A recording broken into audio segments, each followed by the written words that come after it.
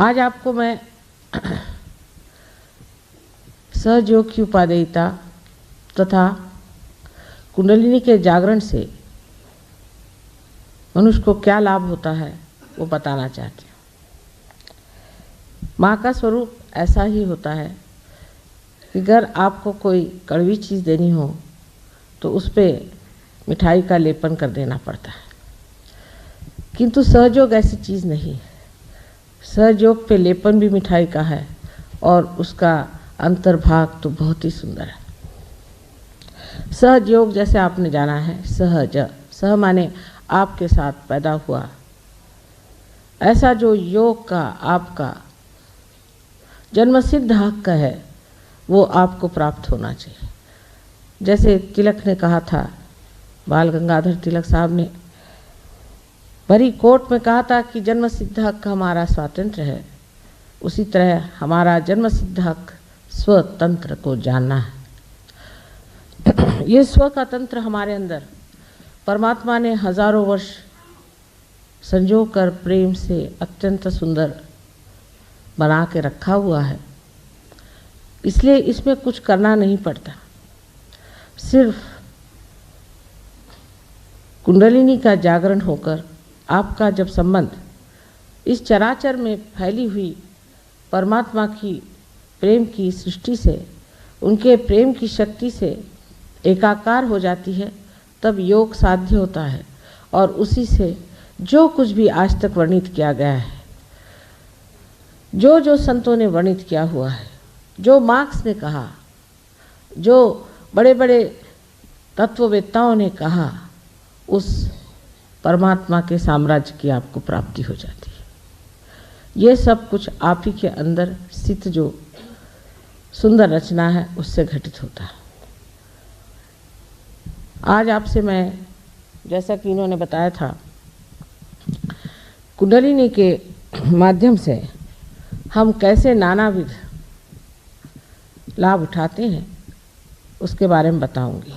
और दूसरी बात, एक विनती भी है कि जिससे हमारा आज तक कभी हित हुआ ही नहीं, और अगर हित ही हमारे लिए सबसे उत्तमोत्तम चीज़ है तो सब कुछ छोड़ करके हमें अपने स्वार्थ में उतरना चाहिए। स्वार्थ का अर्थ भी हमारे पूर्वजों ने बड़ा ही सुंदर बताया है। स्व का अर्थ पाना ही स्वार्थ है, लेकिन हम स्वार्थ को उल्टी तरह से समझते हैं। जिसने स्व का अर्थ पा लिया वो स्वार्थ हो गया, और स्वार्थ पाते ही जो कुछ स्वयं के लिए हितकारी है वो तो होता ही है, और स्वयं से निगड़ित जो सब कुछ है उसका भी हित हो जाता है। सर्वप्रथम कुंडलिनी का जागरण होना जब शुरू होता है तो श्री गणेश मूलाधार चक्र में इसकी व्यवस्था करते हैं। जिस मनुष्य के अंदर श्री गणेश की शक्ति बलवत्तर है, उसकी कुंडलिनी बहुत जल्दी ऊपर चढ़ती है और वहीं तितिक्षा में रहती है। जैसे कि छोटे बच्चे हैं जिनके दिमाग में और कोई बातें नहीं, जिनके हृदय में और कोई किलमिश नहीं है, जिनके बातचीत में कोई कठोरता नहीं है, ऐसे अबोध बच्चों को कुंडलिनी का जागरण बहुत लाभदायक होता है। और ऐसे लाभप्रद चीज़ को पाने के बाद ये बच्चे दुनिया के बहुत सी गंदी चीज़ों से अपने आप अछूते हो जाते हैं। वो गलत रास्ते पे जा ही नहीं सकते। वो अपने को दुख देने वाली या समाज को दुख देने वाली कोई सी भी क्रिया कर ही नहीं सकते। उनका उधर मन ही नहीं जाता। वो सबके प्रति अत्यंत विनम्र और आदर युक्त होते हैं। किसी का भी वो अपमान नहीं करते, किसी को वो दुख नहीं देते, किसी को वो तकलीफ नहीं देते। सारी चीज़ों के और उनकी दृष्टि अत्यंत शुद्ध और निर्मल होती है। किसी की चीज़ छीन लेना, किसी को दूषण देना, किसी पे अपने गलतियों का बोझ डाल देना, इन सब चीज़ों से परे होकर के वो एक बड़े समर्थ जीव तैयार होते हैं। और वो समर्थता ऐसी है कि उसमें वो अगर कोई गलत चीज़ देखते हैं तब भी एकदम पूरी सीना तान करके जो बात कहनी पड़ती कह देते हैं। इसका उदाहरण मैं, हमारी जो नातिन है छोटी सी थी, एक 5 वर्ष की, तब वो लोग, उनके माता पिता उन्हें लद्दाख ले गए थे। तो वहाँ पर उन्होंने देखा कि एक लामा साहब बड़ा सा चोगा वोगा पहन करके बाल मुंडा उंडा के बैठे हुए थे। ये बिहार के रहने वाले हैं लोग।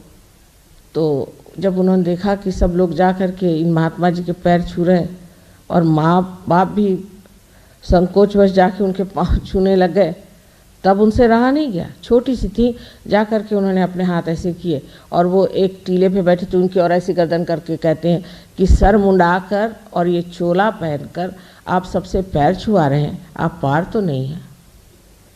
5 साल की उम्र में उन्होंने उनको सुना दिया। ऐसे मुझे याद है कि एक बार बड़े महान जो हमारे यहाँ महर्षि रमन हो गए हैं, उनके 100 साल की वर्षगांठ पर मुझे लोगों ने अपने यहाँ अतिथि बुलाया था। उस वक्त मैं बैठी हुई थी मंच पर और सामने की रो में मेरी दूसरी नातिन बैठी हुई थी। तो वहाँ से मेरे पास एक साहब बैठे थे बड़ा सा चोगा पहन करके, और वो वहाँ के बड़े पंडित माने जाते थे, बम्बई के बड़े भारी पंडित और बड़े आचार्य माने जाते थे। वहाँ से खड़े होकर कहती है, नानी ये जो मैक्सी पहन के बैठा है इसको भगाओ, इससे इतनी गर्मी आ रही, हम लोग यहाँ बैठ नहीं पाएंगे। और उस माहौल में बहुत से सजो भी बैठे थे, वो भी उन्होंने भी हाथ हिलाया यूं यूं करके कि हाँ भी बड़ी गर्मी आ रही है, इनको यहाँ से हटाओ। इसमें यह समझना चाहिए कि वो बच्चे जो कि अत्यंत विनम्र हैं, इतने सत्य प्रिय होते हैं कि जब देखते हैं कि असत्य को मंच पे बिठा दिया गया और सबके ऊपर उनका असर आ रहा है तो वो खड़े हो जाते हैं। इस प्रकार उनमें धर्म की दृष्टि आ जाती है कि जहाँ भी अधर्म होता है वहाँ वो खड़े हो जाते हैं। ये तो गणेश तत्व में जब आप भी जागते हैं तो आप भी एक बालक जैसे हो जाते हैं। ईसा मसीह ने कहा था कि परमात्मा के साम्राज्य में आने के लिए आपको बालक जैसे होना चाहिए, अबोधिता आनी चाहिए। सारी चालाकी, होशियारी, ये सब एक क्षण में ही विलीन हो जाती। तभी कुंडलिनी जागृत होती जब आपके अंदर गणेश जागृत होते हैं, और गणेश जागृत होकर के अपनी माँ की लज्जा रक्षा करते हैं, और तब कुंडलिनी उनके आदेश से ही जागृत हो जाती है। अब जब कुंडलिनी उठ करके आपके स्वादिष्ठान चक्र में आती है तो आपके अंदर एक नया संसार बसने लग जाता है।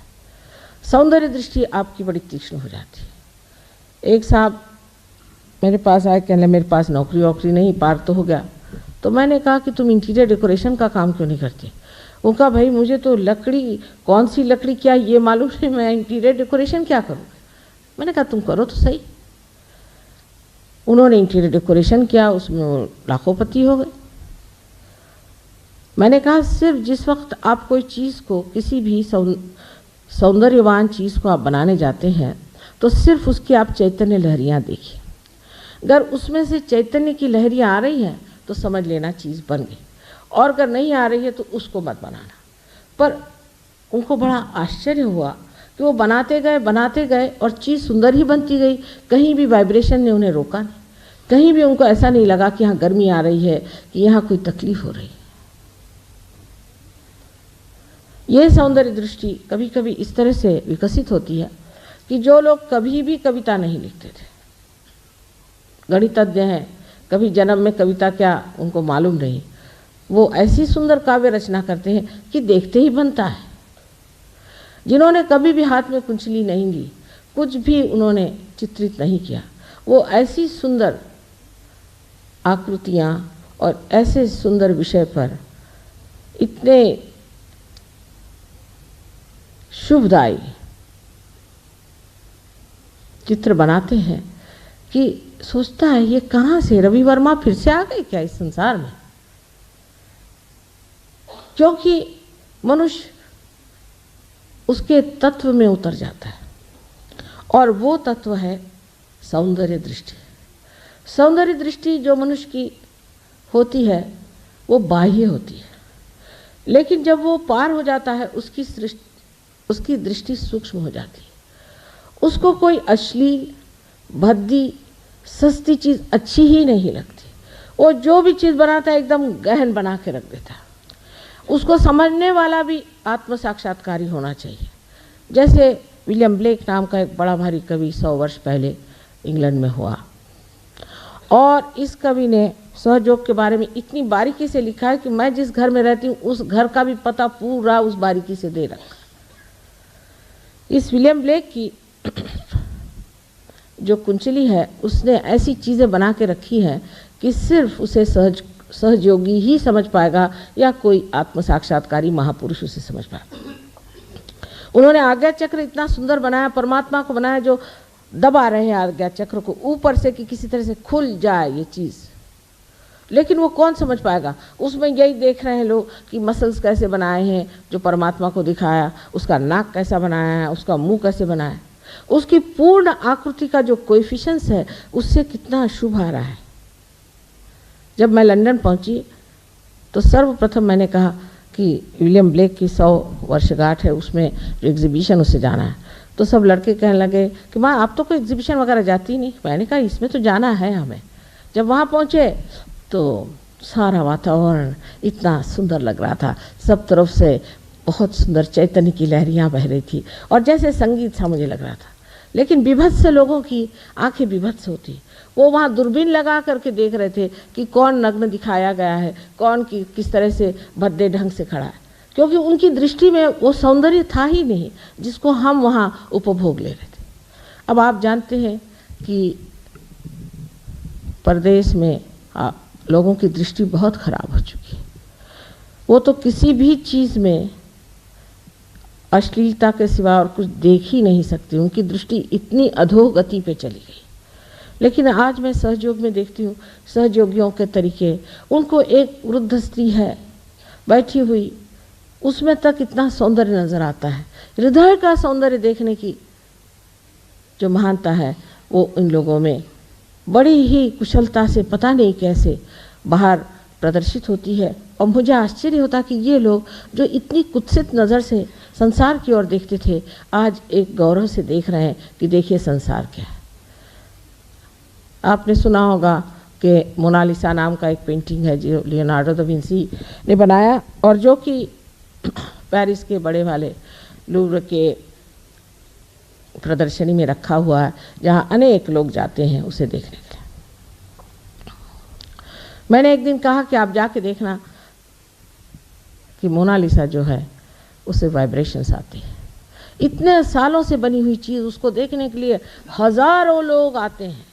वो स्त्री कोई बड़ी आजकल की मॉडर्न सिनेमा स्टार जैसी नहीं है, काफ़ी भरभक्कम शरीर है उनका और उनके मुख पर एक हंसी है, एक सादगी है और हज़ारों लोग इतने दिन से उसे देखने आ रहे हैं। मैंने कहा आप भी जाके देखिए उसमें क्या चैतन्य की लहरियाँ आती या नहीं। जब ये लोग पेरिस गए, इनका माँ अंदर घुसते ही इतने वाइब्रेशंस हमें आ रहे थे, हम तो अभिभूत होकर देखते रहे। हमने कितने बार इसका चित्र देखा, हमें कभी ऐसे लगा नहीं। फ्रांस के लोग जो कि माहिर हैं कुत्सितता में, जो कि बहुत ही गंदी बातों में उलझे हुए, उनके साहित्य और उनके तौर तरीके इतने गंदे हैं कि उनसे कुछ सीखने का ही नहीं। मैं तो उनको कहती थी कि आपका तो बाथरूम कल्चर है पूरा, आप पूरे बाथरूम कल्चर के लोग हैं और आपको कोई बात नहीं आती। लेकिन आज वो स्वर्ग में बैठे हुए हैं और इतने सुंदर लोग हैं, इतने सुंदर हो गए हैं कि आश्चर्य लगता है कि जैसे ही उनके अंदर आत्मा का दीप जल गया तो इतने प्रेम के शुद्ध स्वरूप में शुभ अशुभ के विचार से प्लावित वो इतने कीचड़ में बैठे हुए ये कमल पता नहीं किस तरह से खिल कर सब दूर सुरभित हो गए। ये तो आपके स्वादिष्टान चक्र पे कुंडलिनी के आने से होता है, जिसको संगीत नहीं सुनाई देता। अब जानते हैं आप कि बहुत से लोग क्लासिकल म्यूजिक नहीं पसंद करते। अब ये तो ओंकार से आया हुआ हमारा भारतीय संगीत है। हम लोग बहुत लड़ते हैं कि हम भारतीय हैं, जिसको अगर हमारे यहाँ का संगीत नहीं समझ में आता, मैं तो उसको भारतीय किसी प्रकार भी नहीं मानूं। इस मामले में हम लोग हमेशा विदेशों के ओर दौड़ते हैं, उनसे हम उनका संगीत सीखने का प्रयत्न करते हैं। इस घराने, इस महान योग भूमि ने इतना ऊंचा संगीत हमें दिया है, उसको हम समझ नहीं पाते। हमारा लेक्चर हो रहा था दिल्ली में, अमजद अली साहब भी सहयोगी हैं, जब से सब सहयोगी हो गए बहुत बदल गए और उनकी सारे बजाने में भी बहुत फ़र्क आ गया। लेकिन जैसे ही उन्होंने बजाना शुरू किया आधे लोग उठ के चले गए। हम तो माँ को सुनने आए थे। मैंने कहा भाई मैं ही तो बोल रही हूँ, अमजद अली क्या बजा रहे हैं, मैं ही इसमें बोल रही हूँ, बैठो तो सही। जिसको संगीत का ज़रा भी शौक़ नहीं है उसको सोचना चाहिए कि एक दिन ऐसा आएगा कि ऐसा आपको शौक़ लगेगा कि चाहे संगीतकार उठ जाए आप नहीं उठे। ये हाल इन हमारे सहयोगियों का है। आज देश विदेशों में जहाँ जहाँ सहयोग पहुँचा है, हज़ारों के तादाद, जहाँ भी होंगे कोई म्यूजिशियन आए। भीमसेन जोशी आप जानते हैं, पंडित भीमसेन जोशी महाराष्ट्र के बड़े भारी गवैये हैं, जो कि श्री और मारवा जैसे राग कि जो बड़े बड़े जानने वाले भी तंग आ जाते हैं, उस श्री मारवा में जम जाते हैं और उसके स्थाई पर बैठे हुए आराम से पूरा मारवा का बांधना देखते हैं जैसे कि कोई इमारत अंदर बन रही है। ये असली भारतीय है। इनको मैं असली भारतीय समझती हूँ कि जिनका ओंकार से संबंध है, जो ओंकार से भरा हुआ संगीत जो भारतीय उसे समझते हैं। अभी चिट्टी बाबू आए थे दक्षिण से, उनका संगीत सारे सुनते विभोर। महाराष्ट्र में तो कोई जानता भी नहीं कि साउथ इंडियन म्यूज़िक क्या होता है, थोड़ा बहुत तो थियोरी में जानते हैं, लेकिन सारे महाराष्ट्रियन और सारे प्रदेश के लोग और सब बैठे रहे उनके गान सुनते हुए, उनका बजाना देखते हुए। वो खुद हैरान कि इतने तो मद्रास में लोग नहीं मिलते जो यहाँ बैठे माँ आपके सुन रहे हैं। उस सूक्ष्मता में मनुष्य उतर जाता है जहाँ संगीत का, कला का, किसी भी सर्जन का, क्रिएटिविटी का जो गाभा है, जो उसका अंतरंग है, उसे पकड़ लेता है, जहाँ आनंद टिका हुआ।